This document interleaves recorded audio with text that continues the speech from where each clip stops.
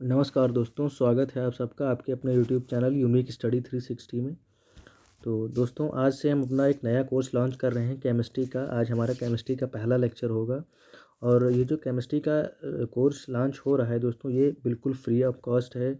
और ये कोर्स इस बेसिस पे कंप्लीट किया गया है कि जो आपके आने वाले जो भी एग्ज़ाम्स हैं, जैसे एनटीपीसी ग्रुप डी का एग्ज़ाम, वो एनटीपीसी रेलवे का एग्ज़ाम है, सीबीटी 2 का एनटीपीसी ग्रुप डी का एग्ज़ाम है, आपका एसएससी सीएचएसएल का एग्ज़ाम है और एसएससी मल्टीटास्किंग स्टाफ की वैकेंसी आ गई है, तो उसकी भी तैयारी करनी है आप लोगों को। और कई सारे यूपी टीपीएससी के वनडे एग्ज़ाम्स होंगे, अभी लेखपाल होगा हमारा।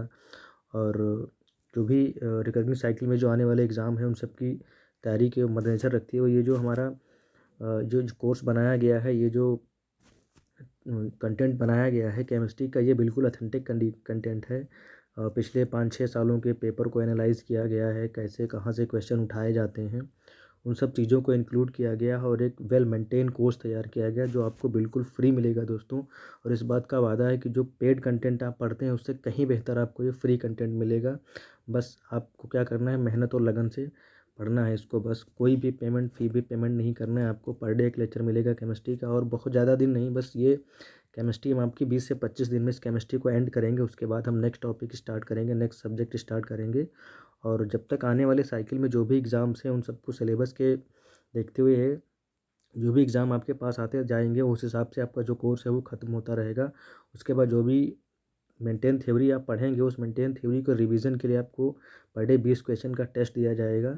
तो आपकी वेल मेंटेन तैयारी करवाई जाएगी इस चैनल के माध्यम से। आप बिल्कुल बने रहें हमारे साथ, कहीं भागने की ज़रूरत नहीं है और कोई बुक नहीं खरीदनी, बस आप हमारे साथ बने रहिए।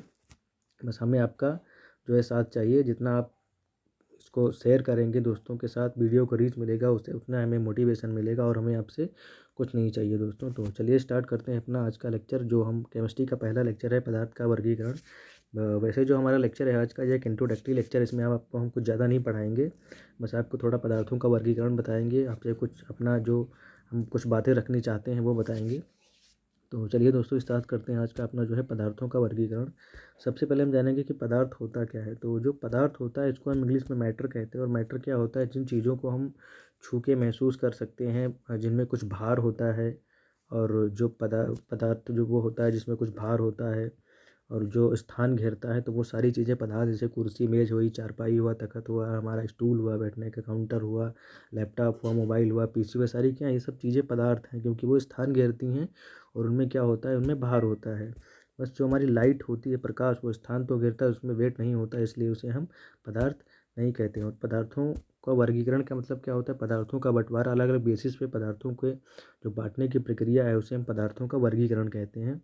तो पदार्थों को वर्गीकरण में दो सब टाइप्स हैं, एक हमारा फिजिकल है और एक हमारा केमिकल है, यानी भौतिक आधार और रासायनिक आधार। तो भौतिक आधार पर जो पदार्थों का वर्गीकरण किया गया है, वो ठोस, द्रव और गैस के माध्यम से किया गया है। और जो रासायनिक आधार है, वो शुद्ध और अशुद्ध में किया गया। फिर शुद्ध जो है फर्दर डिवाइड हो जाता है हमारा किसमें, तत्व और यौगिक में। फिर तत्व फर्दर डिवाइड होता है धातु, धातु और उपधातु में।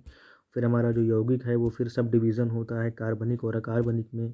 और फिर हमारा जो मिश्रण है यानी मिक्सचर, वो हेट्रोजीनियस और होमोजीनियस यानी समांग और विषमांग में अपघटित होता है, बांटा जाता है। तो ये सब चीज़ों को हम डिस्कस करेंगे आपके साथ, एक एक करके सारे टॉपिक। आपको वेल मेंटेन तरीके से ये कोर्स डिज़ाइन किया गया है, बहुत सारे पेपर को एनालाइज किया गया है, उसके बाद कहीं जाके ये कोर्स जो है आपका तैयार हुआ है।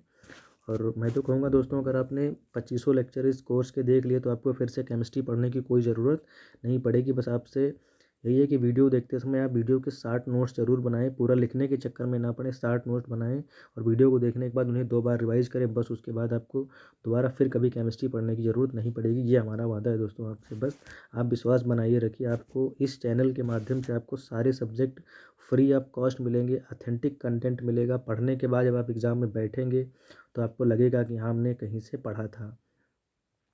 तो चलिए दोस्तों, हम थोड़ा और पढ़ लेते हैं इसके बारे में कि सॉलिड क्या होते हैं, ठोस क्या होता है। ठोस वे पदार्थ होते हैं, इनका आकार और आयतन दोनों निश्चित होता है। जैसे पत्थर हुआ, लकड़ी, पत्थर को जहाँ रख देंगे वहीं रखा रहेगा, उतने किलो का रहेगा। पत्थर, लकड़ी, लोहा, ये सब क्या है, ठोस। आई होप ये सब चीज़ें डिस्कस नहीं करनी चाहिए थी हमें आपके साथ, क्योंकि इतना बेसिक सब लोगों को मालूम। लेकिन फिर भी जब हम जीरो से स्टार्ट करें, जीरो मतलब जीरो। फिर द्रव क्या होता है, द्रव वे पदार्थ है जिनका आयतन तो निश्चित होता है, किंतु आकार निश्चित नहीं होता। जैसे दूध हुआ, पानी हुआ, 1 लीटर की बोतल में पानी भरा तो उसका आकार ग्रहण कर लेगा, जब आप बाल्टी में डालेंगे तो बाल्टी क्या कर लेगा। उसके बाद आता है हमारा गैस। गैस वे पदार्थ हैं जिनका आकार तथा आयतन दोनों ही अनिश्चित रहता है, जैसे ऑक्सीजन, मीथेन, गोबर गैस आदि। कभी कभी एग्जाम में हमसे पूछ लिया जाता है कि ट्रिपल पॉइंट क्या होता है। कभी कभी हमसे एग्जाम में पूछा जाता है ट्रिपल पॉइंट क्या होता है। ट्रिपल पॉइंट यानी त्रिक पॉइंट जिसे हिंदी में बोलते हैं। ट्रिपल पॉइंट का मतलब ये होता है दोस्तों कि जहाँ पर हमें एक पदार्थ की तीनों अवस्थाएं मिलती हैं उसे हम ट्रिपल पॉइंट कहते हैं। जहाँ पर ठोस, द्रव और गैस तीनों अवस्थाएं मिलती हैं तो उसे हम क्या कहते हैं, ट्रिपल पॉइंट कहते हैं। जैसे बर्फ़ क्या होती है, ठोस होती है। ठोस को जब हम थोड़ा सा हीट करेंगे तो वो क्या पिघलने लगेगी और जल बन जाएगा यानी द्रव हो जाएगी। फिर द्रव को जो हम और थोड़ा सा ताप देंगे, टेम्परेचर प्रोवाइड करेंगे इसको, तो क्या होगा, स्टीम बन जाएगी यानी वो गैस बन जाएगी। फिर गैस को जो हम थोड़ा सा ठंडा करेंगे तो वो क्या होगी, द्रव अवस्था में बदलेगी यानी गैस क्या होगी, कंडेंसेट होगी। फिर क्या बनेगा, द्रव बनेगा। और फिर द्रव को जो हम और थोड़ा ठंडा करेंगे तो बर्फ़ बन जाएगा। यानी ये रिसाइकलिंग प्रोसेस चलती रहती है, इसे हम ट्रिपल पॉइंट बोलते हैं। और फिर क्या होता है, पदार्थों के तीनों अवस्थाओं का तुलनात्मक अध्ययन यानी कंपैरिजन की किसमें क्या होता है। तो हमारा जो घनत्व होता है, तो घनत्व सबसे ज़्यादा किसका होता है, ठोस का घनत्व सबसे ज़्यादा होता है, उससे कम द्रव का घनत्व होता है और उसके कम गैस का घनत्व होता है।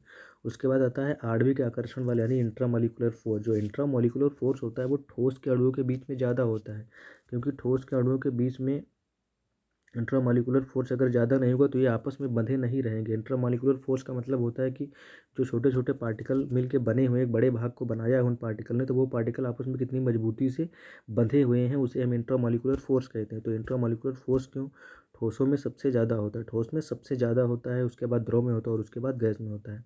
उसके बाद आता है एक्सपेंशन यानी प्रसार। तो प्रसार किसका, गैस में कण बहुत दूर दूर होते हैं, वो जल्दी एक्सपेंड हो जाएंगे, तो प्रसार गैस में सबसे ज़्यादा होगा, द्रव में कम और ठोस में उससे भी कम होगा।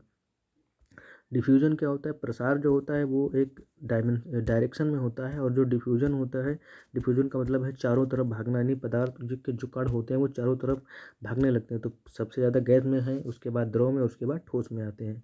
फिर आता है अंतराणविक स्थान यानी किन पदार्थ जो होता है उनके अणुओं के बीच अंतराणविक स्थान किसमें ज़्यादा होता है। तो ऑब्वियस सी बात है अंतराणविक स्थान उसी में ज़्यादा होगा जो कण हमेशा दूर दूर रहते हैं। दूर दूर किसके कण रहते हैं, गैस के, उसके बाद ठोस, और उसके बाद द्रव, और उसके बाद ठोस। तो ये वाला जो हमारा बेसिकली ये जो 6 पॉइंट है, इन्हीं 6 पॉइंट से ये जो हमारा इतना पार्ट है, इसी पार्ट से इन्हीं 6 पॉइंट में से एग्जाम में कोई ना कोई क्वेश्चन आपसे पूछ लिया जाता है। फिर नेक्स्ट हम देखते हैं कि जो पदार्थ की तीन अवस्थाओं के अलावा पदार्थ की 2 अवस्थाएं और हैं जिन्हें हम प्लाज्मा और बोस आइंस्टीन कंडेंसेट कहते हैं। प्लाज्मा का इन द सेंस, प्लाज्मा एक उस टाइप का पदार्थ होता है जिसे हम जो लेई होती है वो नष्ट हो सॉलिड होती है, दिखती सॉलिड जैसी है, बिहेव लिक्विड जैसी करती है, लेकिन वो फैलती भी नहीं, तो उसे हम क्या कहते हैं, उसे हम प्लाज्मा कहते हैं। जब किसी पदार्थ को बहुत ज़्यादा हीट दिया जाता है, जैसे लोहा को जब बहुत ज़्यादा हीट दिया जाता है तो वो लोहा क्या करता है, पिघल पिघल के गलने लगता है, वाटर जैसा लगने लगता है, लेकिन वो इतना ज़्यादा वाटर भी नहीं होता कि फैलने लगे, तो उसे हम प्लाज्मा की अवस्था बोलते हैं। और एक हमारा 5वां पॉइंट जो होता है वो बोस आइंस्टीन कंडेंसेट होता है। ये एग्जाम में डायरेक्टली पूछ लिया जाता है कि पदार्थ की 5वीं अवस्था कौन सी होती है, तो वो बोस आइंस्टाइन कंडेंसेट होती है। फिर हमारी जो मेन केमिस्ट्री है वो हमारी यहाँ से शुरू होती है परमाणु संरचना से। हमारी जो मेन केमिस्ट्री है वो परमाणु संरचना से स्टार्ट होगी। तो परमाणु संरचना से मेन केमिस्ट्री का जो पार्ट है वो हम आपके साथ कल डिस्कस करेंगे, और एक एक पॉइंट डिक्टो डिस्कस किया जाएगा, सारी थ्योरी आपको पढ़ाई जाएगी। देखो दोस्तों, जो इस समय एग्ज़ाम का जो पैटर्न है वो एकदम पैटर्न बदल चुका है, क्योंकि पहले क्या होता था, अगर आप किसी सब्जेक्ट के 500 वन लाइनर पढ़ के जाते थे तो उसमें से डायरेक्टली क्वेश्चन पूछ लिया जाता था और आपका एग्ज़ाम में वो क्वेश्चन बन जाता था। लेकिन अब क्या है, एग्ज़ाम का पैटर्न एकदम चेंज हो चुका है। एग्ज़ाम में जो चीज़ें हैं वो एप्लीकेशन टाइप की पूछी जा रही हैं, और अगर आपको थ्योरी का एकदम डिक्टो नॉलेज नहीं है, आपने अच्छे से डीपली थ्योरी, एक एक पॉइंट की थ्योरी नहीं पढ़ी है, तो जो मल्टीपल चॉइस क्वेश्चन जो एग्ज़ाम में बनते हैं वो आई होप 99% बच्चा उनको सॉल्व नहीं कर पाता है। तो वो लैक ऑफ प्रैक्टिस इसीलिए होता है क्योंकि उस बच्चे ने अच्छे से थ्योरी नहीं पढ़ रखी है। जब आप अच्छे से थ्योरी को एक बार सही से पढ़ लेंगे, उसके बाद वन लाइनर सॉल्व करेंगे, तब आपको पता चलेगा कि उस पढ़ाई में और इस पढ़ाई में डिफरेंस क्या होता है। क्योंकि अगर आपने अच्छे से थ्योरी को पढ़ा है, समझा है, तो आपको समझ में आएगा कि अच्छा थ्योरी यहाँ पढ़ी थी तो यहाँ से ये वन लाइनर बन सकता था या ये मल्टीपल चॉइस क्वेश्चन बन सकता था। लेकिन अगर आपने थ्योरी ही नहीं पढ़ी है तो आपको क्या पता कि कौन सी थ्योरी से कौन सा मल्टीपल चॉइस क्वेश्चन बन सकता है जो सीधे एग्जाम में उठ के आएगा और उसे हम सॉल्व कर पाएंगे। तो इन सब चीज़ों का बहुत ध्यान रखना है दोस्तों। कई सारे बच्चे करते हैं कि एग्ज़ाम के 20-25 दिन पहले यूट्यूब पे सर्च मारते हैं, कोई मैराथन मिल गई 1000 क्वेश्चन की, उसे पढ़ लिया, एग्ज़ाम में चले गए, हुआ क्या वहाँ एक भी क्वेश्चन नहीं आया। बहुत बार लोगों के साथ ऐसा होता है। तो आपको ये सब नहीं करना है, आपको एक वेल मेंटेन तरीके से आपको पढ़ना है और सारे सब्जेक्ट की सबसे पहले आपको थ्योरी कंप्लीट करनी है, उसके बाद टेस्ट सीरीज लगानी है, उसके बाद जाके वन लाइनर क्वेश्चन पढ़ने या मल्टीपल चॉइस क्वेश्चन सॉल्व करने। तो ये एक एग्ज़ाम का क्रैक करने का एक अच्छा तरीका है। तो हमारे चैनल के माध्यम से आपको क्या मिलेगा, सबसे पहले हम केमिस्ट्री स्टार्ट करेंगे। 20 से 25 लेक्चर में आपकी केमिस्ट्री खत्म होगी।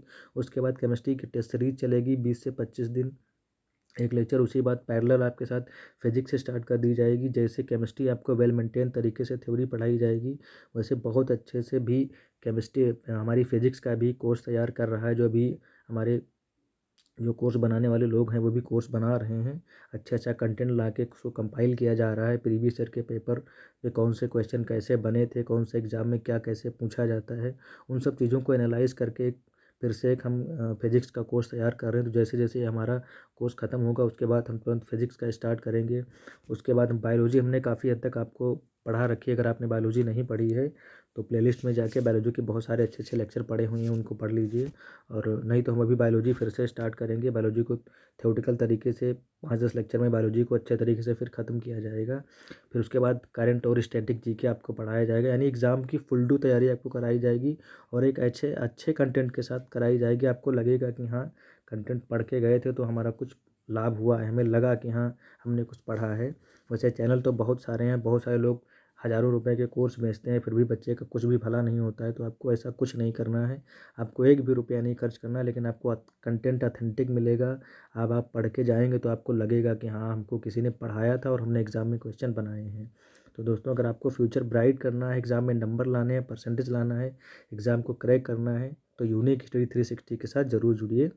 और वीडियो अच्छा लगा हो तो वीडियो को लाइक और चैनल को सब्सक्राइब ज़रूर करें। मिलते हैं नेक्स्ट डे नेक्स्ट टॉपिक के साथ, तब तक के लिए जय हिंद।